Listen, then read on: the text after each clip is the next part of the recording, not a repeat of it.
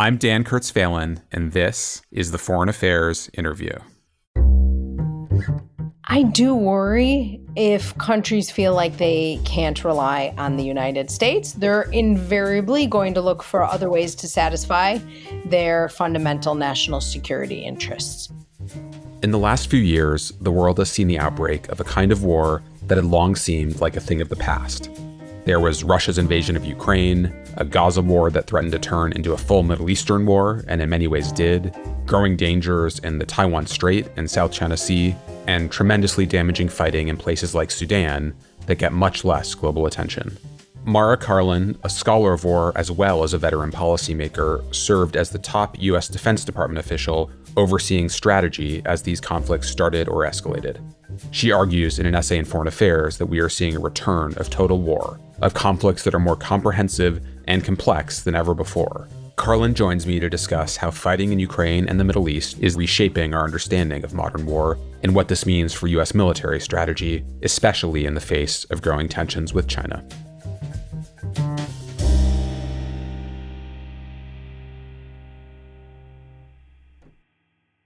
Mara, thank you so much for joining me. Thanks for having me. It's such a treat to be here. Well, there's a huge amount to mine in your recent essay for Foreign Affairs. It's called The Return of Total War, and it managed to be both a sharply argued piece and to shed light on so much of what preoccupies us in the national security and foreign policy debate today, whether that's Ukraine or the Middle East or China or more. And you, of course, bring to that your recent experience as the senior U.S. Defense Department official overseeing strategy and plans. And I note that you've also written a number of other pieces in foreign affairs over the last decade or so that remain strikingly relevant. So that's all to say we've got a lot to get to.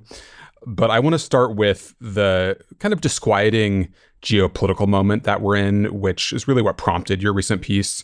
You note in that essay that for most of the post-Cold War era, American policymakers and military thinkers saw a major war between states as, if not unthinkable, at least a distant prospect or unlikely prospect, something that might come, as you put it, only in the far-off future, if ever. You've, through that period, of course, worked in the Pentagon across several administrations, as well as studied warfare as a scholar outside of government. Some of this is a matter of kind of misperceiving geopolitical realities or security dynamics, and some of it is really about changes in those dynamics. So I'm curious, as you reflect back on these last decades and how we got here, what, in your view, we were missing as we understood the geopolitical reality we're in, and what changed that really subverted the expectations we had? Absolutely. And Dan, I really like your use of the word disquieting because I think it perfectly captures this moment we're in when we look across the security environment and we're just seeing bumps and hills and mountains all over the place. And what's particularly challenging is how different they look. So look, I think part of how we got here was a very understandable desire to try to narrow our focus. And I say that's understandable because when you're trying to define defense strategy and figure out which sort of wars to plan for, you invariably have finite time, attention, and resources. You're also invariably going to be somewhat sucked in by whatever's occurring at this moment in time. And so it makes a lot of sense that in the Cold War period of time, there's this massive obsession with the Soviet Union, even though in practice, the US ends up losing 58,000 troops in an insurgency in Vietnam. And then in the post 9/11 wars in particular, it also makes sense that there's this obsessive focus on how to fight terrorists, insurgents, and violent non-state actors, and to think about kind of great power challengers as this far off thing that we might have to deal with maybe, possibly, perhaps sometime, but it's just not going to get the priority. So I say this all with a little bit of empathy for the folks who've had to try to figure out how to do it, but also with the recognition that it has brought us to a somewhat problematic place. The surprise that you note is not just the return of major war, but also a change in the nature of warfare, the kind of warfare we're dealing with. You note in the beginning of the piece that, quote, when war changes, the new shape it takes almost always comes as a surprise. You were sitting in the Pentagon when the war in Ukraine started, the first major war in Europe in decades. You were there when the war in the Middle East started, and I think also when the risk of a Chinese invasion of Taiwan became really a kind of top-of-mind possibility for American policymakers and military thinkers. What, as you observed those, surprised you and your colleagues, both in government and outside of government? as you started to see these wars and grapple with what they meant? So, what's interesting to me on Ukraine in particular is how the things that we didn't get right largely fell in our favor. And so there's an element of luck there. So, examples of things we didn't get right. Folks assumed that Ukraine would fall really fast to Russia. Turns out that didn't happen. And we're sitting here in December 2024. Ukraine still exists as a country. No way did folks assume that in February 2022. Another thing that we didn't get right, there were these expectations that the really robust Russian military modernization for about a decade or so previously would result in this tremendously effective military. Turns out that didn't happen. Now, to be sure, Russia's obviously adapted and innovated, et cetera, but it's taken a long time to do that. So that was kind of a near term thing that didn't go the way we expected. Third thing is, frankly, the whole of government came together quite smoothly, and so did the US network of allies and partners. Now, looking back, the fact that we had so much intelligence about Russia was going to do should have made this a little bit easier. And yet it didn't necessarily do so, right? It's obviously become public that a number of allies and partners didn't believe the intelligence that Russia was going to be conducting this invasion. But, ultimately, this is another great area where you see the assumption is how are you really going to knit folks together across the US government, across allies and partners? And it ends up working spectacularly well. And you get up for, a couple years, 50 plus countries giving military assistance to Ukraine. So I note these sort of three case studies within Ukraine in which, look, folks are going to call things wrong inevitably in trying to understand changes in warfare, but these happen to kind of fall in a way that were more useful than less useful. The kind of framing analysis of the piece is about this notion of total war, comprehensive conflict, the idea that we were in an age of much narrower wars that drew on less of our power, had fewer kinds of conflict, to something that is much more comprehensive and engulfing. Could you define this new kind of total war? Say a bit about how it is the same as what we saw in previous decades during the 20th century, and in what ways you see it as different and new? So it seems to me we want to widen our aperture in how we think about conflict and the sort of laboratories where we're seeing conflicts today, in particular across Europe and the Middle East, and then some rumblings in the Indo-Pacific sort of demonstrate a couple key areas here. So one way in which I think we need a wider aperture is thinking about the continuum of conflict. So, as I kind of noted earlier, it was a little bit easier and a little bit satisfying to say we're only going to have to really worry about one type of war. So, we're only going to have to worry about fighting terrorists and insurgents, or we're only going to have to worry about fighting kind of high end conventional wars or even nuclear wars. And I think what we have seen in recent years is actually, nope, those have all bled into each other. And that continuum has almost kind of fallen apart on itself, which is a lot more complicated, no doubt. Another thing I think we've seen in the sort of changing character of war is the demographics. So, who's relevant on a battlefield and off a battlefield? So, what I mean by that is on a battlefield, the composition of the militaries looks a little bit different than we've seen traditionally, whether it's the kind of persistent Russian efforts to bring in convicts, for example. Now, of course, we see North Korean troops that have gone to help the Russians as an example. And also, you've seen these kind of like this international legion, if you will, of volunteers who's tried to help Ukraine. Moreover, when we look off the battlefield, a number of actors have tried to shape what's happening. Again, looking at just Ukraine as a case study here. So I mentioned you've got 50 plus countries giving military aid to Ukraine, for example. In the case of Russia, of course, you've got Chinese assistance, Iranian assistance, North Korean assistance. So whereas one might have wanted to take a little bit of a soda straw approach and say, I'm just worried about this bad actor or this bad actor, you actually need a wider aperture. And then the final piece that I would really highlight is how we think about deterrence and sort of the echoes of that and their evolution over the last few years. As you know so well, so much of the kind of thinking on deterrence comes out of thinking about nuclear issues like back in the 50s. And there's been a need to progress it and fast forward it, but for a whole bunch of reasons, not much has happened on that front.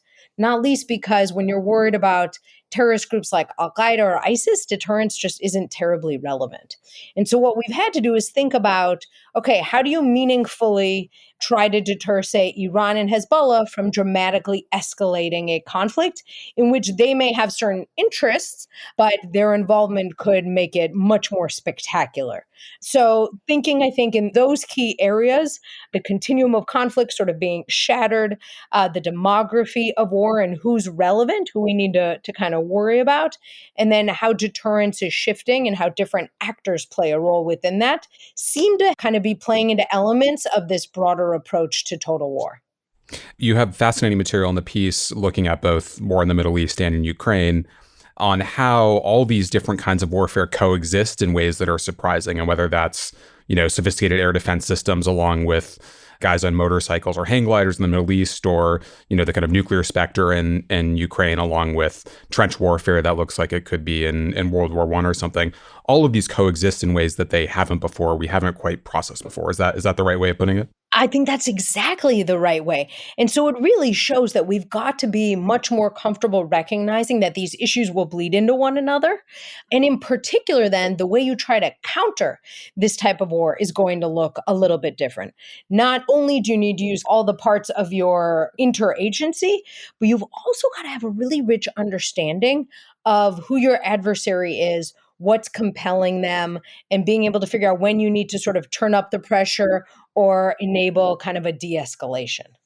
So let me pick up on both the deterrence point and some of your initial comments about the outbreak of war in Ukraine. You note in the piece that today almost every debate about U.S. foreign policy and national security boils down to the challenge of deterrence. One of the big deterrence challenges that has been faced in the last few years is, of course, Russia's invasion of Ukraine.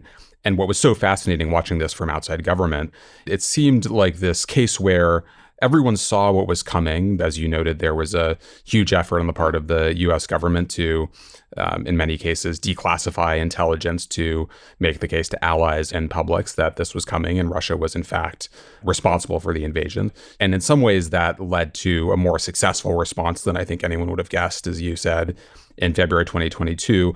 But it also was a deterrence failure in some sense. You were not able to persuade the Russians not to invade.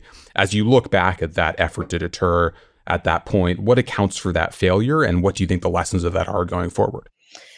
Look, I don't think Putin was going to be compelled to change his course of action on Ukraine, short of some massive effort by the United States to put troops on the ground.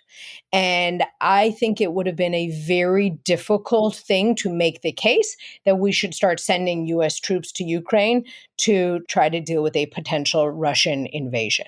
Having lived through the 2014 Crimea invasion, part of the reason that the Russians got away with Crimea in 2014 is they were so stealthy about it, right? I mean, so many of us sitting in the Pentagon during that period of time, and so many of our allies just spent months trying to understand who was doing what were they trying to achieve. I mean, there was just all this tremendous and kind of beautifully orchestrated disinformation by the Russians. And that really, I think, flummoxed the US government, and it flummoxed a whole bunch of folks across Europe as well. And so that's part of the reason why, when it started to become clear these Russian plans to do this massive conventional invasion of Ukraine, part of me just wondered, gosh, why would they make it so obvious? Why would they try to do that? And I do believe it was not least due to a tremendous confidence that Putin had that his military could achieve this, and an assumption that the international community would just kind of let it happen. And look, if you look at some other case studies, I can somewhat understand why he might have been so delusional. So, for example, Hong Kong, right? Hong Kong has been effectively eaten by Beijing, and the international community hasn't done a whole lot about that. I do wonder the extent to which that might be an analogy for Putin, where he's thinking, look, there'll be some huffing and puffing, but maybe things can work out a certain way. So, all this is a perhaps a long way of saying, I think the requirement needed to preclude Putin from conducting the invasion was going to be tremendously high and robust. And so, given that it was going to occur, it was really important to obviously try to convince him otherwise. And folks did that at very senior levels. Unfortunately, that was unsuccessful. Then make it very clear who is the bad guy here, right? So push out all of the intelligence to show, no kidding, this was the Russians. This, wasn't some sort of curious group. And then finally, try to mobilize folks across our government and across a bunch of others to actually present a robust response. What about Afghanistan? And I don't mean this in the kind of glib, politicized sense of the talking point that it was all about the chaotic withdrawal during the Biden administration. But you can understand why Putin might look at, really across multiple administrations and across parties, a pretty clear desire by the United States to be less involved in foreign wars, a kind of exasperation with these failed efforts in both Iraq and Afghanistan over the years, and would conclude from that it was unlikely the U.S. would really step up in a serious way. Obviously, this is in some sense unknowable, and it'll be argued about by historians and political scientists for decades. But how should we think through that question? How do you think about that dimension of it? Yeah, I mean, it seems to me you could read it a couple different ways. There are definitely the folks who say, hey, the president's decision to pull out of Afghanistan and the rather complex withdrawal in August 2021 encouraged Putin to thus do the invasion of Ukraine. It would seem to me, though, while I understand some folks may read it that way, I actually would read it differently, which is, President Biden came in and effectively said, hey, after 20 years, what more are we actually going to achieve? And I found that to be a pretty gutsy move, given just how many other folks had looked at this exact topic and had assessment after assessment said just a little bit more. We're turning a corner. We're nearly there. And so there's something, I think, to be said for saying, if not in 2 decades, then how much more will it really take? What I've wondered a bit is the extent to which NATO, obviously not just the US, but NATO pulling out of Afghanistan in August 2021 did encourage Putin. And I say that because he had to think that now NATO would need to focus elsewhere. And fundamentally, like the sine qua non of NATO is to focus on European security. And so I wondered if part of the reason he didn't want to try to conduct this invasion soon after and as quickly as possible was because he knew that NATO would have to start recalibrating. And as it did, it would ultimately look around and say, gosh, European security is not looking exactly the way that we would want.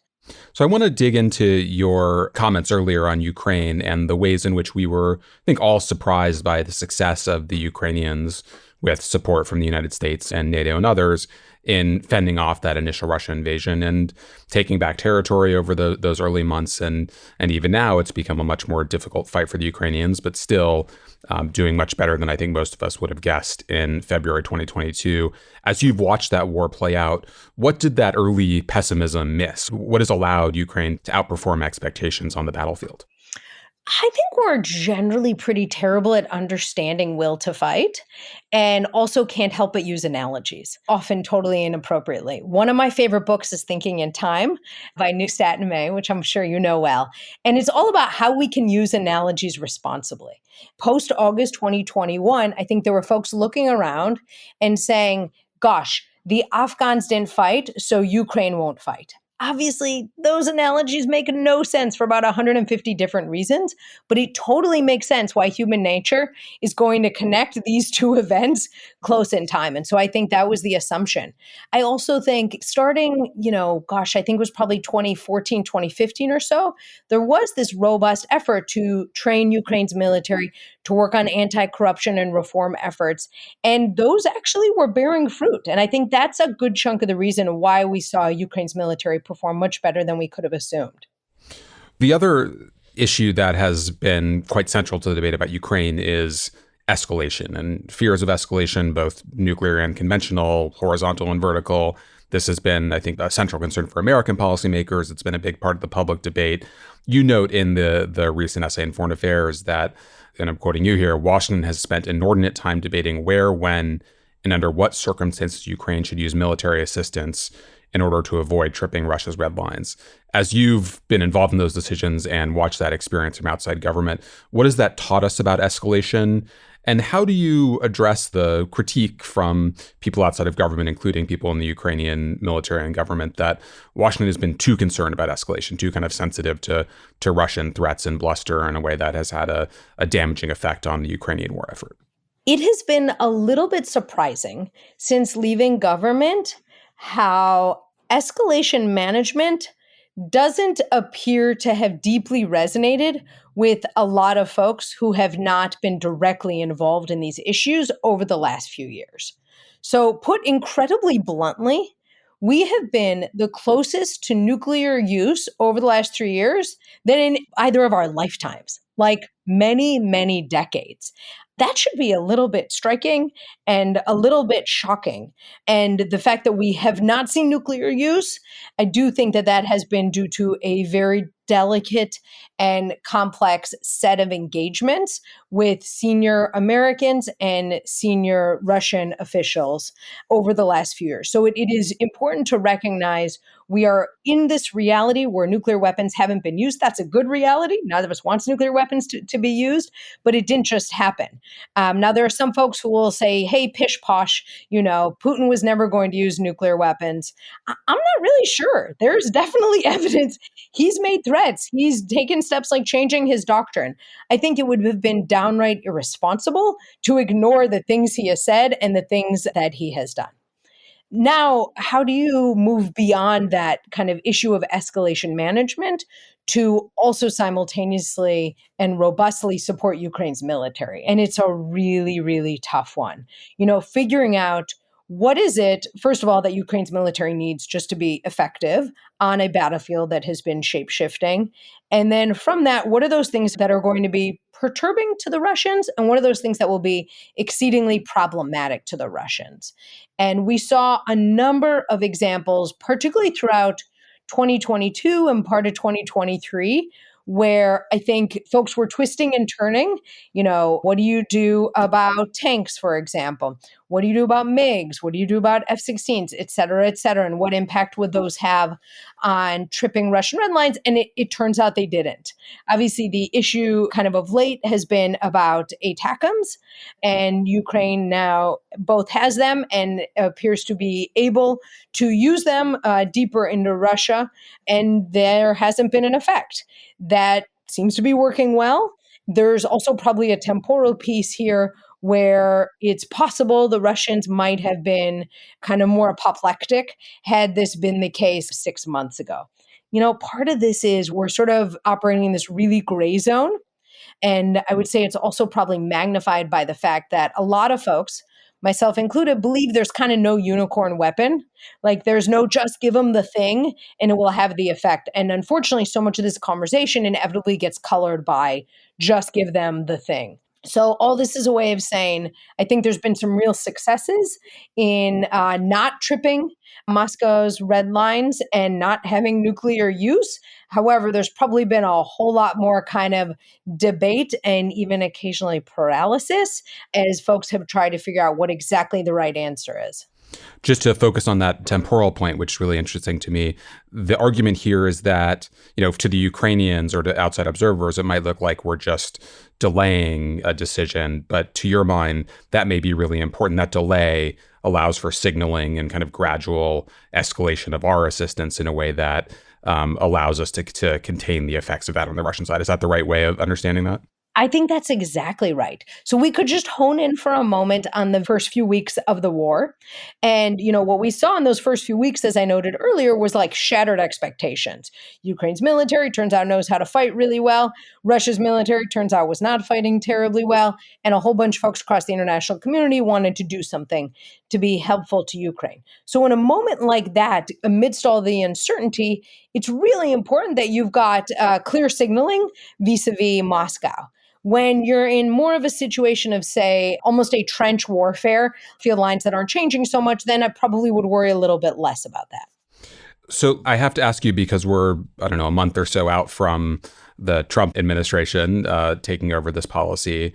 And we've seen statements from Trump himself about his desire to end the war in 24 hours. There are several key players in the administration, including his vice president, J.D. Vance, who have kind of endorsed a vision for ending the war that is not that far from what you would hear from Vladimir Putin. As you look at Ukraine over the next year or so, what worries you as you imagine what a Trump policy might be? And kind of stepping beyond the speculation about what Trump might do, because none of us really knows, what's a plausible kind of non-catastrophic scenario from a Ukrainian point of view of how this might end, of where the war might go, and how a war effort that has gotten much harder in the last few months might manage to be sustained or lead to some kind of end game that would be an acceptable outcome from a Ukrainian perspective? Absolutely. So look, I think we all want this war to end. And as we know, to state the obvious, it could end tomorrow if Putin decided that he didn't want to keep up eating Ukraine. That's probably not going to happen. So then what does the way forward look like?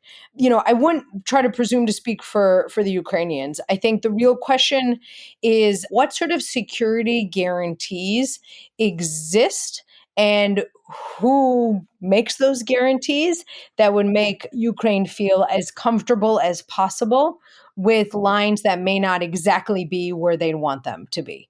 So last I checked, I think, Russia was occupying, say, 18 or so percent of Ukrainian territory. That's actually a pretty decent chunk when you think about it, right? Like nearly the fifth or so of a country. I think it would be hard to imagine a country deciding to just sort of let that go. So even if Putin says, hey, let's draw the lines right here, don't worry, we swear we won't do anything else, it's hard to imagine that anyone could credibly believe that. So what does it look like for other countries, particularly countries like the United States and NATO members, to be able to say to Ukraine, look, we will help you kind of rebuild and regroup and know that there's sort of some way to keep things as quiet as possible until you're ready to reapproach this. Look, this will be, I think, probably the definitive year for this war. I mean, all wars shapeshift, right? And so 22 is like the year that we see spectacular change with the invasion and the Ukrainians pushing them back, kind of all of this optimism. 23, particularly about halfway through, is when we sort of start to say, hey, wait a sec, this massive counteroffensive doesn't seem to be having its effect. Battlefield lines aren't really changing so much. And, 24, of course, you see moments of the Ukrainians getting into Russia, but we're not seeing huge change the way we did 2 years ago. And so now, if you have an incoming U.S. administration, which frankly, and the U.S. has been the convener of the international community, has given half of the international aid to Ukraine's military. If you have a United States that now says, hey, we're not really going to be a part of this anymore, and we're not going to be a leader in particular, it's hard to imagine that folks can think of an endgame that's terribly satisfying, let alone for Ukraine. And is there anything that would lead to a major breakthrough either for the Russians or for the Ukrainians in the next year? Or do you think that we're kind of stuck in something like the status quo? Anything can happen, but absent some complete change in U.S. policy, is there any real shift in momentum that you can imagine? Yeah, I guess there's three things that jump out. One, Ukraine runs out of stuff. Which is quite feasible if the U.S. is no longer going to be giving assistance nor urging others to do so. So that just makes waging a war a whole lot easier. Two, Russia could maybe finally make good on its promise to use nuclear weapons. And then obviously we're in a totally different ballgame. And then at a slightly different level, three, we could see the Ukrainians strike really deep into Russia, do some sort of spectacular attack, in Moscow or somewhere that really just throws the Russians off. So we know at least one of those is going to happen. The U.S. effort is going to be transformed with the incoming Trump administration. We'll be back after a short break. And now back to my conversation with Mara Karlin. So let me move us to the other active major conflict in which the United States has a major role, and that's obviously the one in the Middle East. We've talked a lot in the Ukraine context about the challenge of shaping the action of an ally. And in this case, it's of course Israel and Gaza and in the region more generally. But you do sense, even from people in the US government and the military, a real frustration with the limitations of the US ability to shape Israeli action, or in some cases, the failure of the US government to use leverage in more dramatic ways. And part of that has been a frustration with the kind of lack of a clear theory of victory on Israel's part in Gaza, especially. As you've observed that in those early months of the war when you were in the Pentagon and then from the outside since, what has that taught us about our ability to shape an ally's action in an effort we're supporting them? This has been a kind of acute issue in both Gaza and in Ukraine. Yeah, absolutely. I mean, what we do have in Gaza is probably the most complex battlefield in the history of war. And your point is spot on in terms of lack of theory of victory. Frankly, I've sort of yet to see anyone kind of come up with a half decent one that can work for all relevant parties rather than just sort of kicks the can down the road yet again, as is so often the case on the Middle East. My view on sort of shaping allies and partners is it's better for you to kind of have them on your team and try to influence them than to not have them on your team and have them turn elsewhere. I do think there have been some periods where the Israelis have been shaped in ways that make sense. So you've seen this sometimes in particular on the humanitarian aid piece, where they have been willing to make pushes. Unfortunately, you also see the exact opposite on that piece as well, where they have been unwilling to make pushes as well. So it's been, I think, just terribly thorny. To the extent that you can get others involved, it's going to be more effective. The Gulf countries, Jordan, Egypt, I think are really good case studies here as well, to the extent that they can play a productive role in trying to shape Gaza day after and trying to help the Israelis feel some sort of security and thus kind of a willingness to be more productive in the future of Gaza is probably the best we can do here. The Israeli campaign that has probably outperformed expectations, at least as most outside observers held them, is the battle against Hezbollah over the last few months. As we have this conversation, we're in the very early days of a ceasefire between Israel and Hezbollah that at least appears to be holding. You wrote about I believe you called this the coming war between Israel and Hezbollah in Foreign Affairs a few years ago. And you noted at the time that most observers were quite impressed with Hezbollah's capabilities in the sense that they had been quite effective in Syria, especially. And there was, of course, a constant flow of relatively advanced missiles from Iran to Hezbollah over the years. Did we overrate Hezbollah? Did we get something wrong about their capabilities? Are we overstating how damaged it is now? Or was there something about the Israeli campaign that allowed it to be particularly effective? So I'm hard pressed to think of another group like Hezbollah that has taken as many hits in as short of a time, like across history. It's pretty astonishing when you think about the entire senior leadership being eliminated by the Israelis, by the wide number of operatives that have faced casualties, and the Israeli efforts to really dismantle a bunch, though definitely not all, of Hezbollah's infrastructure. That said, the fundamental kind of challenges within Lebanon don't change. The Shia community in Lebanon still being underrepresented, Iran still trying to exploit the tensions there, a profoundly weak Lebanese government whose currency unfortunately has been in the gutter now for years, whose political leadership is largely feckless and impotent at best. Like that's all still there and not changing. So we are in the throes of this ceasefire for the moment. I worked the 2006 war from the Pentagon and worked on the UN Security Council Resolution 1701, which helped to end that war. And the sort of theory at that moment in time was you'd end this war and you'd get the Lebanese military to deploy across southern Lebanon, which was a big deal. They had never been there before. They were going to be able to fill the space. In practice, while it was good for them to be there and to start getting trained and equipped, they ultimately didn't do that much, right? We've got the UN force, of course, UNIFIL. The best part of its name is interim because it's been there since 1978. So now we're in a little bit of a different moment. I think both Israel and Hezbollah kind of had an incentive for this ceasefire. Hezbollah sure needs a breather. The Israelis have achieved probably anything they're going to achieve at this moment. What I'm really curious about going forward is this kind of new ceasefire effort. It sounds like it's supposed to be in particular monitored by the United States. And I really wonder how the US is going to do that, and in particular, what it will do with violations, because frankly, violations are inevitable, right? This is a pause, and that's not a bad thing. A pause is meaningful, particularly for the people of southern Lebanon and northern Israel, but fundamentally, it will just be a pause. And now, how does the US kind of very delicately make sure there's some sort of meaningful punishment when folks inevitably don't follow what they promised? The less successful campaign by Israel and its backers is that against the Houthis, who have, I think, continued to put a serious threat against shipping in the Red Sea, as they have for several months. You note in the recent essay that the emergence of these kinds of sea-based threats is going to be a bigger factor than we thought a few years ago. And as you note, the inability of the U.S. Navy, quote, to ensure the security of the Red Sea has called into question whether it would be able to fulfill that mission in an increasingly turbulent Indo-Pacific. We'll get to the Indo-Pacific in a bit, but when you look at the campaign against the Houthis, why has this proved so much harder than we thought? And what do you take from that difficulty? This has been really the dark horse of this, year plus in the Middle East. I mean, the Houthis, to their credit, have done a spectacular job getting a name for themselves, shutting down commercial traffic. And I think it's just been a profound challenge, obviously, for folks across the region and more broadly. So I do find this topic a little bit flummoxing. I appreciate that we're getting to learn vis-a-vis the Houthis, right? Sort of a relatively ragtag, violent non-state actor.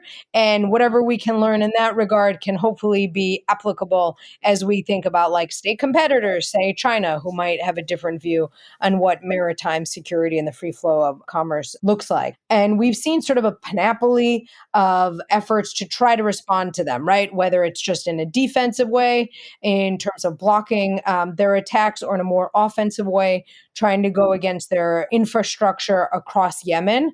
But fundamentally, they seem to still have the capabilities to keep on going.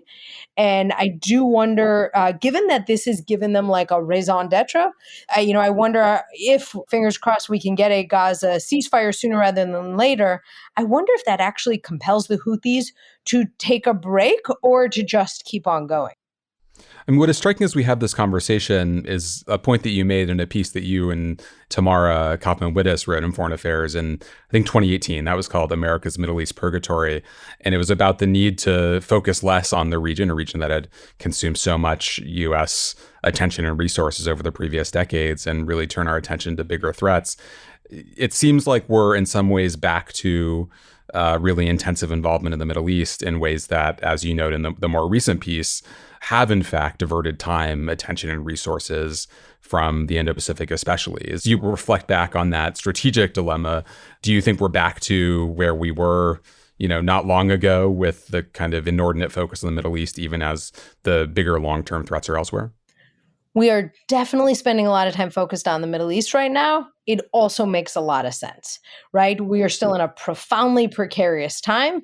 And what happens in the Middle East, if there's a spectacular conflict, fundamentally will affect U.S. national security interests. That said, it still shouldn't be the top priority.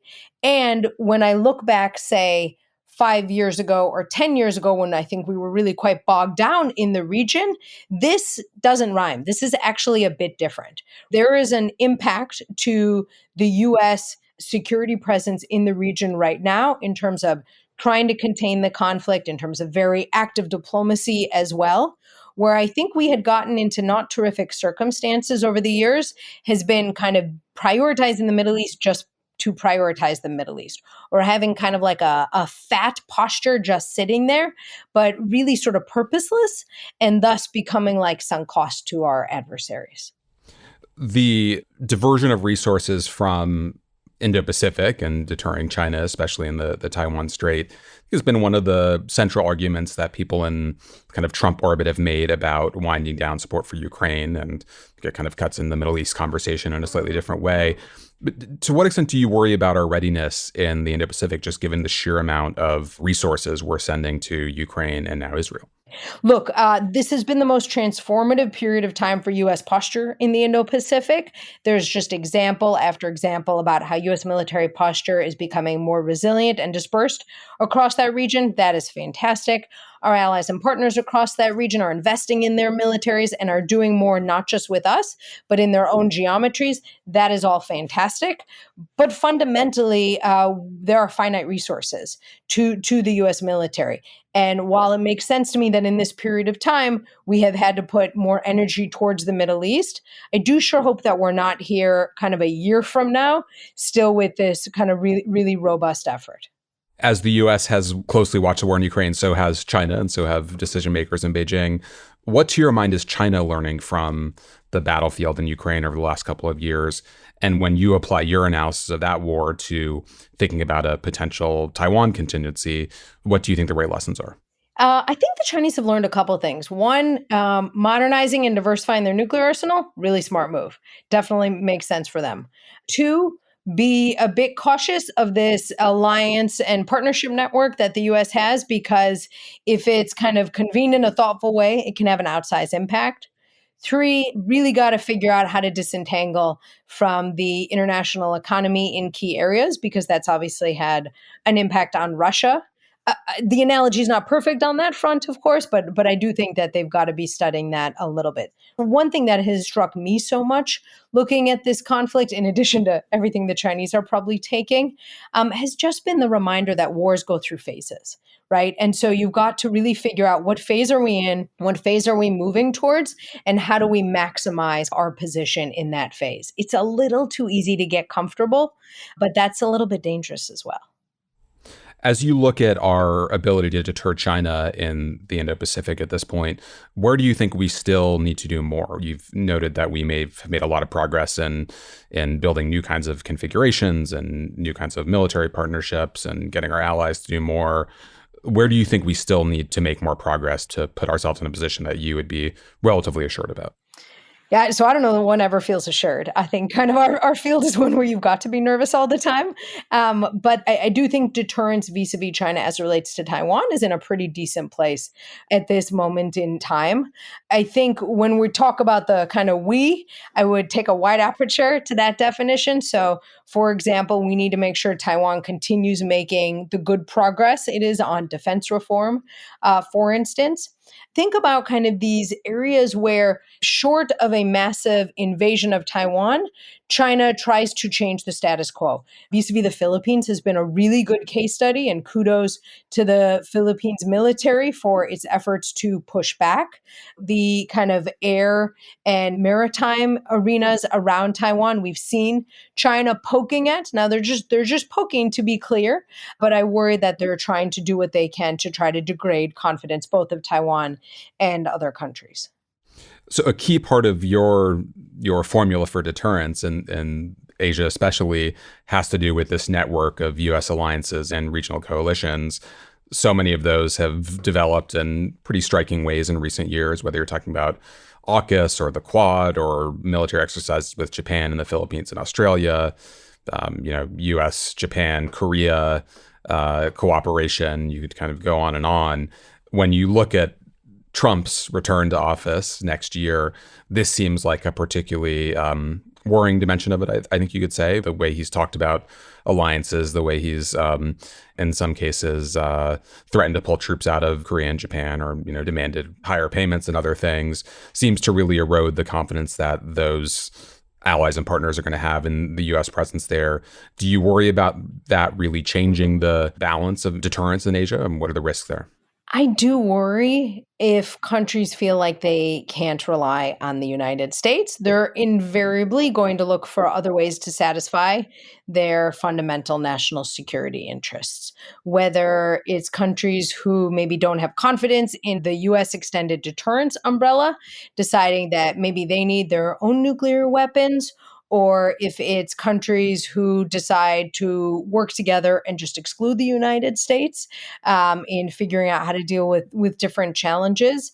Look, fundamentally, it seems that the global security environment does better both for United States and for much of the world when the United States is integral to and highly involved with decision making. And I don't know that that's going to be the case throughout these next few years. I'll give you one just sort of example that sings loudly in my brain: the perennial fight over defense investment across NATO. So President Trump obviously took a vinegar rather than honey approach with allies. And by the time he left office, there were only a handful, less than really 30% or so, who are investing 2% of their GDP in defense. President Biden, I think, took a different approach, much more honey than vinegar. And now you've got nearly 75% of NATO allies who are investing in their militaries. To be sure, of course, there is a major variable, which is Russia decided to invade Ukraine during this period of time. I don't dismiss that. But it does seem to me that working with and collaborating with allies and partners and figuring out how together we tackle challenges usually works out a bit better. So I want to close by getting at some of the technological elements here. You note that one of the striking things about Ukraine especially, but you can see this across these different theaters, is just how rapid adaptation has been, how many new uses of drone technology, other kinds of technology you've seen from forces on the ground. You refer to a scholarly concept, the constant tactical factor, which, as you put it, every improvement in weapons has eventually been met by a counter improvement. And this seems to be happening faster than ever. And you can see this in lots of ways in these battlefields. It's a trope about the U.S. military and the U.S. Defense Department that it's incredibly bad at managing this kind of change and integrating new technology. But are there changes that you would make that would allow, whether it's forces on the ground or other decision makers, to push that kind of adaptation and technological change faster than we're able to at this point? In looking at how quickly our system can learn, sometimes there's a bit of a lag between the folks on the ground learning, the folks in headquarters taking in that information, and then obviously we have a system of checks and balances, finding a way for the money to be dispersed from Congress to actually go towards those key areas. And so if there's a way to fast forward that, maybe through special funds, for example, that can be used particularly for innovation, I think that may be a way to help make sure that we are not just learning the lessons, but we're thus able to kind of apply them as well. Well, Mara, we will leave it there. Thank you so much for the fascinating piece and conversation. We will pick up a lot of these topics, I hope, in future pieces and conversations with you. But for now, thank you so much for joining me. Thank you so much for having me.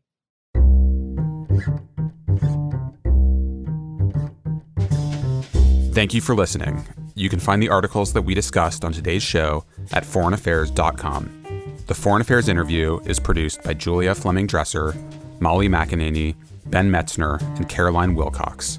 Our audio engineer is Todd Yeager. Our theme music was written and performed by Robin Hilton. Make sure you subscribe to the show wherever you listen to podcasts. And if you like what you heard, please take a minute to rate and review it. We release a new show every other Thursday. Thanks again for tuning in.